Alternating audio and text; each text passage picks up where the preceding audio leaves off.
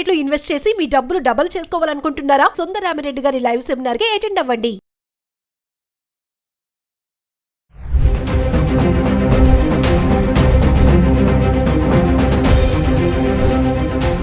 నమస్తే, welcome back to Suman TV. ప్రస్తుతం మనతో పాటు ఉన్నారు consumers affairs committee chairman Mandari Krishnareddy గారు. నమస్తే సార్. నమస్తే అమ్మా. సార్, రీసెంట్గా అమెరికా వెళ్ళడానికి పేరెంట్స్ ముఖ్యంగా చూసుకుంటే, మామూలుగా అమెరికా వెళ్ళడానికి చాలా ఇష్టం ఉండదు. పిల్లల్ని చూడడానికి వెళ్ళొచ్చు, మనవల్ని కానీ అక్కడ స్పెండ్ చేయాలనుకుంటారు. మరీ ముఖ్యంగా అక్కడ ఉండాలి, ఆ క్లైమేట్ కానీ అంత ఇష్టపడతారు కదా. కానీ ఏంటంటే ఇప్పుడు పేరెంట్స్ లాంగ్ డిస్టెన్స్లో లాంగ్ పీరియడ్ వెళ్ళాలనుకున్న వాళ్ళు వెళ్ళడానికి ఇష్టపడట్లేదు, అక్కడ ఉండడానికి కూడా ఇష్టపడట్లేదు. ఎందుకంటారు? రీజన్ ఏంటంటారు? చాలా కారణాలు ఉన్నాయి దీంట్లో. మొదటిసారి వెళ్ళడానికి చాలామంది ఇష్టపడతారు, కొద్ది రోజులు అక్కడ ఉండడానికి ఇష్టపడతారు. అంటే షార్ట్ టైంలో వెళ్ళిన వాళ్ళు, ఒక 10 రోజులు 15 రోజులు నెల రోజులు ఉండేటువంటి వాళ్ళు చాలా సంతోషపడతారు. ఎందుకంటే భారతదేశానికి అమెరికాకు మధ్యలో చాలా వ్యత్యాసం ఉంది. అక్కడ రోడ్లు కానీ, అక్కడ వాతావరణం కానీ, అంటే రోడ్లు చాలా నీట్గా ఉంటాయి. అసలు ఎక్కడ చెత్త చెదారం అనేది ఎక్కడ కనబడదు మనకు. అన్ని ఆటోమేషన్స్ ద్వారా ఎప్పటికప్పుడు క్లీన్ చేసేస్తారు కాబట్టి అది మనకి ఎక్కడ కూడా చిన్న చెత్త కానీ, అసలు మన దగ్గర కనబడేటువంటి కంపు కానీ, లేకపోతే క్లీన్ చేయకపోవడం కానీ, ఎక్కడికెక్కడ పెంట కుప్పలు మున్సిపల్ సంబంధించినటువంటి కనపడడం కానీ, ఇలాంటి దృశ్యాలు మనకు అమెరికాలో ఎక్కడ గాలించి చూసినా కనపడవు. అది నెంబర్ 1. నెంబర్ 2 ఏమిటంటే అసలు ఇలాగా ట్రాఫిక్ జాములు అవ్వడం కానీ, ఎక్కడ పడితే అక్కడ గంటల తరబడి వెయిట్ చేయాల్సిన పరిస్థితి కానీ ఇలాంటివి కానీ ఉండవు. ఎందుకంటే అక్కడ ట్రాఫిక్ నియంత్రణ చాలా గొప్పగా జరుగుతుంది. ఎవ్వరు కూడా ట్రాఫిక్ వయలేషన్స్ ఉండవు. కాబట్టి ఎంత వేగంతో వెళ్ళాలి అంటే అంత వేగంతో వెళతాయి. అక్కడ కొన్ని తక్కువ వేగంతో వెళ్ళాలి ఉంటాయి, కొన్ని ఎక్కువ వేగంతో వెళ్ళాలి ఉంటాయి. ఆ ఎక్కువ వేగంతో వెళ్ళకపోయినా కూడా ఫైన్ వేస్తారు. ఎందుకంటే మరి వెనక వాళ్ళకి ఇబ్బంది కలగకూడదు కదా. ఆ వేగంతో వెళ్ళినప్పుడు మాత్రమే నియంత్రణ కరెక్ట్గా టైంలో రీచ్ అవ్వడం జరుగుతుంది. ఇలాంటివన్నీ ఉంటాయి. తర్వాత గొప్ప గొప్ప దృశ్యాలు, మంచి మంచి స్టూడియోస్, మంచి మంచి పార్క్స్, మంచి మంచి అమ్యూజ్మెంట్ పార్క్స్ లాంటివి, తర్వాత అనేక రకాలైనటువంటి మ్యూజియంస్ చూడడానికి అవకాశం ఉంటుంది. అంటే భారతదేశంలో చూడడానికి వీలైనటువంటివి అనేక మనకు అక్కడ చూడేసిన అవకాశాలు ఉంటాయి. కాబట్టి ఆ దేశం మీద చాలా ఆసక్తి ఉంటుంది. అమెరికా అంటే ప్రపంచంలోనే గొప్ప దేశం అనేటువంటి భావన ఉంది. ఎత్తైన బిల్డింగ్స్ 50 నుంచి 100 ఫ్లోర్లు ఉండేటువంటివి మీకు చాలా అవలీలగా కనబడతాయి. లిఫ్ట్లో ఎక్కితే ఆశ్చర్యపోతాం. ఏంటంటే 100వ ఫ్లోర్ వెళ్ళాలంటే కింద ఇట్లా నొక్కంగానే 100వ ఫ్లోరు మనకు 1 నిమిషం నుంచి 1.5 మినిట్లో 100వ ఫ్లోర్కి వెళ్ళిపోతాం. అంటే 1 or 2 మినిట్స్లో మనం 100వ ఫ్లోర్కి వెళ్ళిపోతాం. మన దగ్గర ఉన్న లిఫ్ట్లు నొక్కితే 2వ ఫ్లోర్కి వెళ్ళడానికి చాలా టైం తీసుకుంటుంది. మనకు 3వ ఫ్లోర్ 5వ ఫ్లోర్ ఎక్కడానికి మనకు టైం తీసుకుంటుంది. అంత ఫాస్టెస్ట్ టెక్నాలజీ ఉంటుంది. కాబట్టి అది కూడా మనకు చాలా ఆనందాన్ని కలిగిస్తుంది, ఆశ్చర్యం కలిగిస్తుంది. అమ్మో 100 ఫ్లోర్లు కదా, ఎక్కడానికి ఎంత టైం పడుతుంది అనుకుంటాం మనం. కానీ 2 నిమిషాల్లో మనం అక్కడ ఉండిపోతాం. ఇట్లాంటి ఆశ్చర్యకరమైన విషయాలు చాలా ఉంటాయి. కాబట్టి అసలు పార్కులు కూడా చాలా అందంగా ఉంటాయి.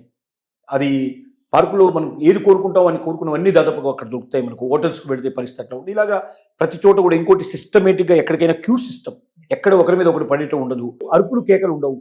మాట్లాడే విధానం కూడా చాలా నిమ్మలంగా మాట్లాడతారు. ఎందుకంటే ఏ మాత్రం సౌండ్ చేసినా కూడా వెంటనే హోటల్ నుంచి పంపించగలిగే పరిస్థితులు ఉంటాయి. కాబట్టి మన దగ్గర అంతగా సిగరెట్లు తాగుతూ ఉంటాం, ఈ రకంగా ఉంటాం. దానికి సిగరెట్ స్మోకింగ్ ఏరియాస్ వేరే ఉంటాయి, అక్కడ వెళ్ళి రావాల్సిందే. చాలా మర్యాద, ఒకరినొకరు గౌరవించుకునే విధానం, క్యూ లైన్ పద్ధతులు, ఇలాంటివన్నీ కూడా మనల్ని విపరీతంగా ఆకర్షిస్తాయి. కాబట్టి పేరెంట్స్ అక్కడికి వెళ్ళారంటే వాళ్ళు ఇష్టపూర్తిగా వెళ్ళి ఎక్కువ రోజులు ఉండాలని కోరుకోవడానికి తప్పలేదు. కానీ జరిగేది ఏమిటంటే ఎక్కడికి వెళ్తున్నాం, వాళ్ళంతలో వాళ్ళు వెళ్ళి వాళ్ళంతలో వాళ్ళు తిరిగి వచ్చేసి ఒక హాలిడే ట్రిప్ లాగా వెళ్ళి వస్తే సంతోషంగా ఉంటుంది. కానీ పిల్లల దగ్గరికి మనం వెళ్తున్నాం. ఈ పిల్లల దగ్గరికి వెళ్ళడం 2 రకాలు ఉంటాయి. కొద్దిమంది పిల్లలు మాత్రమే తాము అమెరికాలో స్థిరపడ్డ తర్వాత తమ పేరెంట్స్ కూడా వచ్చి చూడాలి అని కోరికతో వాళ్ళని ఆహ్వానించే వాళ్ళు ఉంటారు. కానీ 90% పేరెంట్స్ పిల్లలు ఇన్వైట్ చేసేది ఎప్పుడంటే ప్రెగ్నెన్సీ వచ్చినప్పుడు, కూతురుకు కానీ కోడలికి కానీ ప్రెగ్నెన్సీ వచ్చినప్పుడు ప్రెగ్నెన్సీలో సహాయం చేయమని చెప్పి పిలుస్తారు. ఓకే, కారణం ఏమిటి దానికంటే అక్కడ ఎవరైనా అసిస్టెంట్ పెట్టుకోవాలంటే, ఎవరైనా పని మనిషిని పెట్టుకోవాలంటే, లేదా సహాయకులను ఎవరిని పెట్టుకోవాలంటే ఒక మనిషి జీతానికి సరిపోయేంత డబ్బులు అక్కడ ఇవ్వాల్సిన పరిస్థితి ఏర్పడుతుంది. అక్కడ సర్వెంట్ మేడ్స్ కూడా వాళ్ళు కార్లలో వస్తారు, రిచ్గా ఉంటారు. వాళ్ళు రాగానే వాళ్ళకి వీళ్ళు విష్ చేయాలి, వీళ్ళు గుడ్ మార్నింగ్ చెప్పాలి, లోపల తీసుకెళ్ళాలి, వాళ్ళకి టీ ఇవ్వాలి, బ్రేక్ఫాస్ట్ ఇవ్వాలి, ఇలాంటివన్నీ ఉంటాయి. సో దీంతో ఏమవుతుందంటే భారతీయులు అసలు అక్కడికి వెళ్ళేదే డబ్బు కోసం వెళ్తున్నారు. ఎంత ఎక్కువైతే అంత మిగిల్చుకొని దాన్ని మన దేశానికి పంపించుకొని అక్కడ ఆస్తులు కూడా పెట్టుకొని తర్వాత వెళ్ళి మనం సెటిల్ అవ్వడం ఉద్దేశమే ఎక్కువ మందికి ఉంటుంది. ఈవెన్ గ్రీన్ కార్డ్ హోల్డర్స్ కూడా నేను 100% ఇక్కడే ఉంటామని ఎవరు అనుకోరు. మన డెస్టినీ ఆల్రెడీ మళ్ళీ ఇండియానే అనేటువంటి ఉద్దేశంతో ఎక్కువ మంది ఉంటారు.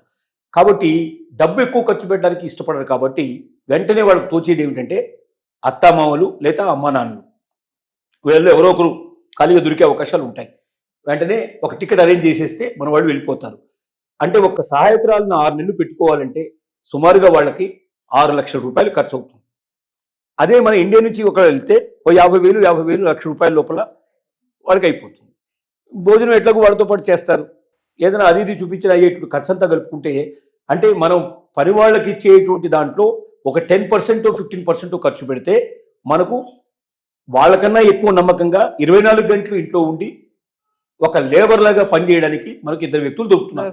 24 hours సర్వీస్. ఈ ఉద్దేశంతో ఎక్కువ మంది పిలుస్తారు. దీన్ని చెప్పాలంటే పచ్చిగా చెప్పాలంటే పరిస్థితి. కాకపోతే ప్రేమలు, అభిమానాలు, ఆలోచనలు ఇవన్నీ చాలా ఉంటాయనుకోండి. కానీ మన వాళ్ళు కూడా ఎందుకు వెళ్తారంటే మొట్టమొదటిసారి వెళ్ళేటువంటి వాళ్ళు ఆ ప్రేమతో వెళ్తారు.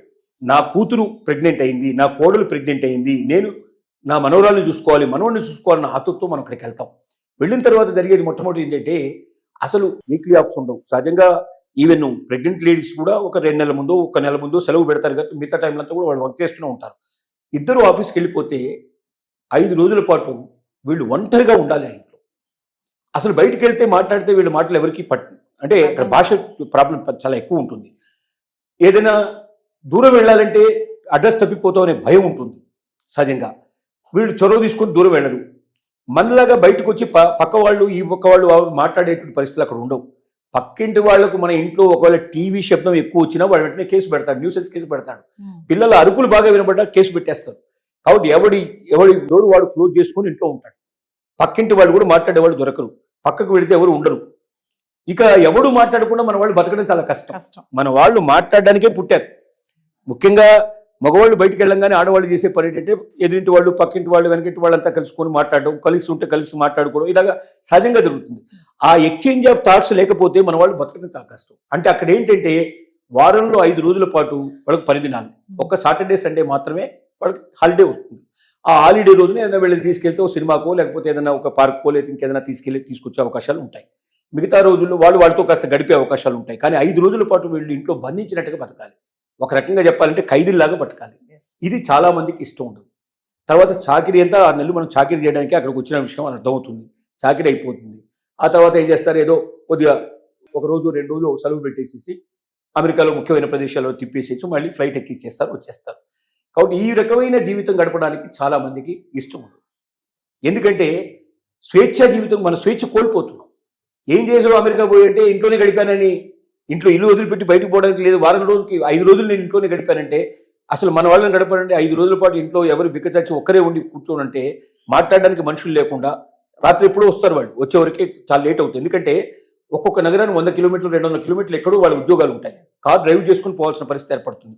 కార్ డ్రైవ్లోనే 1 గంట నుంచి 2 గంటలు 3 గంటలు టైం దొరుకుతుంది. మళ్ళీ తిరిగి రావడానికి అంత టైం పడుతుంది.